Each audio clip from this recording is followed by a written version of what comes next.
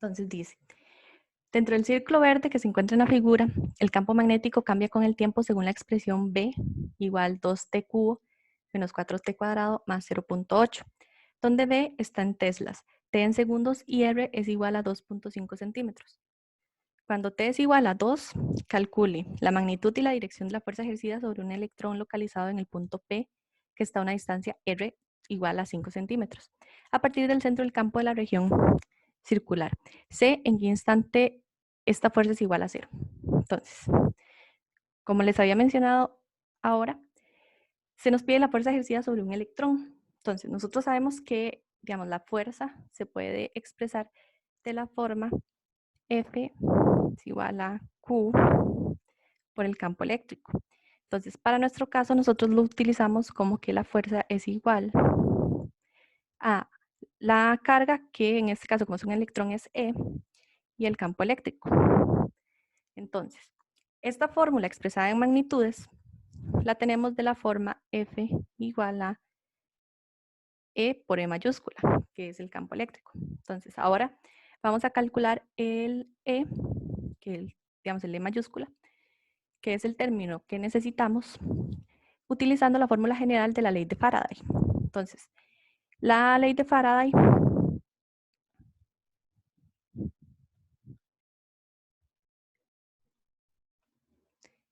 es esta, que nos dice que es la integral cerrada del producto punto de E por ds. Y esto es igual a el cambio del flujo con respecto al tiempo. Entonces, primero, para nosotros calcular el campo eléctrico en el punto P de nuestra espira, ¿verdad? Esta es la espira, la parte verde. Entonces, observen que el enunciado nos dice que el campo magnético varía con el tiempo, ¿verdad? Porque si ven, el campo magnético es, o sea, depende del T en cada término, bueno, en dos de sus términos. Entonces, el campo eléctrico en cualquier parte de la espira es paralelo a los vectores de desplazamiento. Entonces, el lado izquierdo de nuestra ley de Faraday nos va a dar de la forma, ¿verdad? Porque E es paralelo a DS, entonces el ángulo entre ellos es 0. Ahora, bueno, puede ser 0 o 180, entonces el coseno es 1. Entonces, ahora, esto va a ser igual a el cambio del flujo. Si ustedes se acuerdan, el flujo lo podemos denotar como B por A, ¿verdad?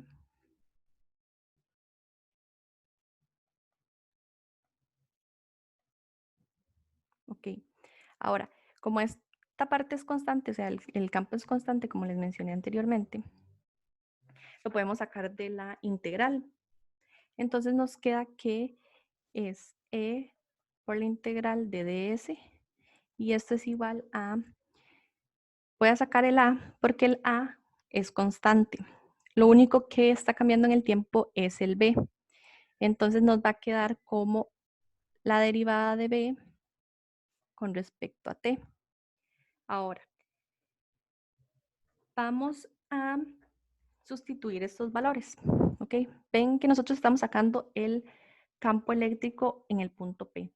Entonces, del punto P al centro de nuestra espira hay una distancia R minúscula, ¿ok? Entonces, vamos a sustituir. Entonces, E por 2πr, que es el segmento de la espira, ¿verdad? En el punto P, es igual a el área, que es πr cuadrado, por la derivada del campo. Ahora, despejando esto, ¿verdad? Se nos cancela este pi con este pi. Entonces despejamos el e y esto es igual a r cuadrado entre 2r menos db entre dt. Y esto es igual a menos r medios db dt. ¿Cómo se nos pide la magnitud? es utilizar esta fórmula, la siguiente forma. Entonces ya tenemos la expresión del campo eléctrico. Ahora, nosotros tenemos que calcularlo. El enunciado nos dice que tenemos que calcularlo en t igual 2 segundos, ¿verdad? Pero si ustedes ven, nosotros no tenemos una expresión para dB de t. Entonces tenemos que calcular primero esta derivada del campo magnético con respecto al tiempo. Entonces, si se acuerdan, nuestro campo magnético en la parte del enunciado nos dice que es de esta forma.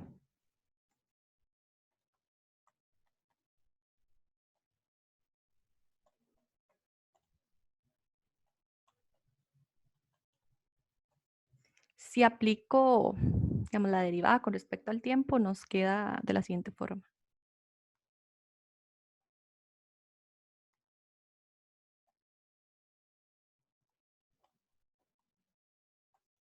Y recuerden que la derivada de una constante es 0.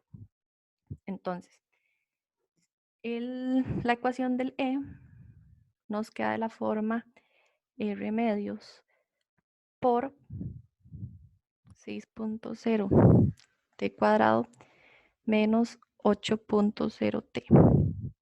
Ahora, calculando este campo en t igual a 2 segundos, vamos a empezar a sustituir. Se nos dice que el radio es de 5 centímetros. Entonces voy a convertir ese radio a metros y nos da que es 0.05 metros. Y además, bueno, ya el t lo tenemos, entonces vamos a sustituir 0.05 metros entre 2 por 6 por 2 al cuadrado menos 8. Y esto es igual a 0.200 newtons entre coulomb. Okay. Ahora, tenemos el campo eléctrico. Okay. Que esto era lo que nos faltaba en la fórmula de fuerza. Entonces, tenemos que ya como respuesta, la magnitud de la fuerza, recuerden que era F por la carga del electrón por el campo eléctrico, la magnitud del campo eléctrico. Entonces voy a sustituir. Recuerden que la carga del electrón es 1.6 por 10 a la menos 19 coulomb por la magnitud del campo eléctrico, que es esta. Y esto es igual a 3.20 por 10 a la menos 20 newtons. Entonces esa es la respuesta de la parte A. Ahora, vamos a subir para que lean la parte B. La parte B dice que cuál es la dirección de la fuerza ejercida sobre un electrón localizado en el punto P a una distancia de R igual 5 centímetros. Entonces, primero, ustedes saben que, bueno, el electrón tiene carga negativa, ¿verdad? Entonces, la dirección de la fuerza es opuesta a la dirección del campo. Entonces, este campo eléctrico lo podemos ver de la siguiente forma. Vamos a ver si se copia aquí. Digamos, si ustedes hacen este movimiento con su mano, ven que el campo eléctrico se va a mover en dirección contraria a las manecillas del reloj. Entonces, como la fuerza, digamos, es opuesta a la dirección del campo porque estamos considerando que es un electrón, entonces la fuerza es tangente a la línea de campo eléctrico que pasa por el punto P1. O sea, que es en dirección horaria. Entonces es, digamos, si ustedes ven el dibujo de la espira, de hecho este es como un dibujo que viene ahí en el libro, nosotros tenemos que, digamos, este es el círculo. Si nosotros tenemos que aquí el campo, bueno, entra, generalmente se crea un campo eléctrico, digamos, en estos puntos de esta forma.